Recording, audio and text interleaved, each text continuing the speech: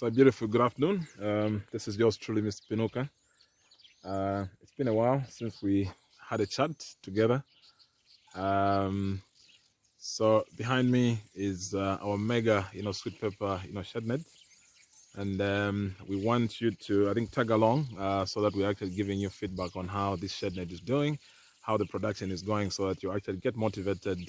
That even a Shadenet as basic as this mega structure here can actually produce quite some very lovely sweet peppers. Let's get in so that you get to see how it's doing at the moment.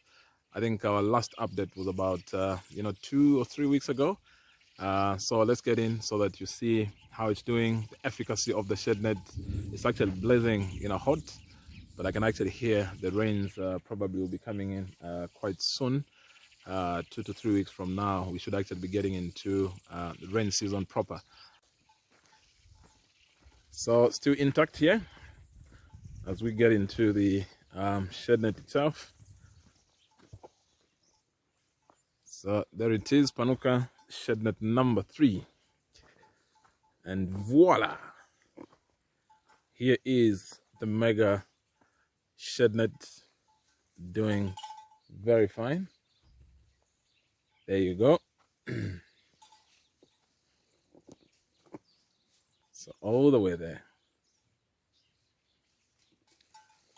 So this section of this Shadenet was the last to be trellised, but already we have some very lovely fruits. We've actually been harvesting here for a couple of weeks now, and very good productivity, getting quite a lot of fruits, and also the fruit quality is actually quite commendable. And what you actually see is just the general outlook of this crop. You actually don't have any nutritional challenges. The fruiting is ongoing. So in terms of height, you can actually see already when you're actually doing open field sweet pepper production, this is probably the furthest you can get to. But for this one in the Shadenet, it's actually just the beginning. It's actually getting taller and taller. Critical issue is trellising, and this is why these trellising twines rather are actually quite very important. So what we do, much as this is on drip, we actually do supplement this crop with the rain hose at least once in a week, just to make sure that it's got adequate water. So that's the outlook. There you go. So we can actually take a deep dive right inside the Shadenet to just see how this crop is looking like. So there you go. Quite a lot of fruits coming up in this sweet pepper field. Decent fruits coming up.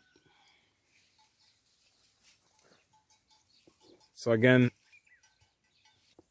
a very huge testimony that Shadenet can actually potentially be a huge game changer in your sweet pepper production.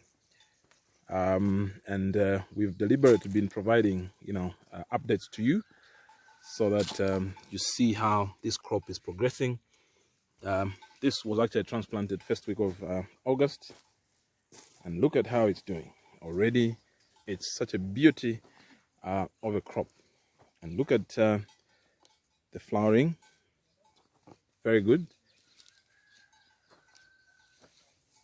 So like we indicated, critical issues, making sure that it's well trellised all the time. You don't have any shenanigans that would affect the productivity of this crop. So there you have it.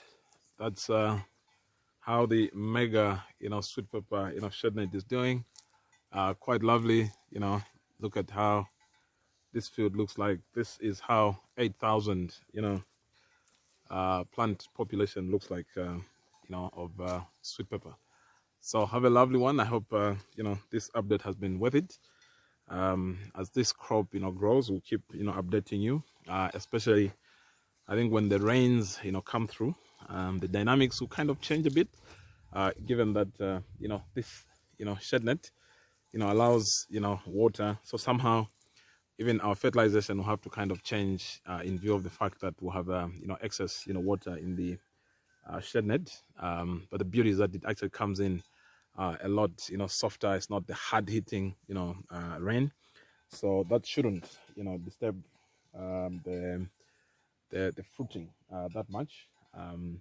So yeah, we'll actually see the changeover into the rain season, so that we also change the fertilization. At the moment, this crop is actually on fertigation using the liquid fertilizers, but when we get into the rain season, we've got to go a bit granular in terms of slow release. So yeah, those are just some of the permutations that we've got to do to keep this going. So from this mega Shadenet, have a lovely one, and we'll give you an update pretty soon, as soon as there's a bit of change in the dynamics for this crop. So have a lovely one. Bye bye.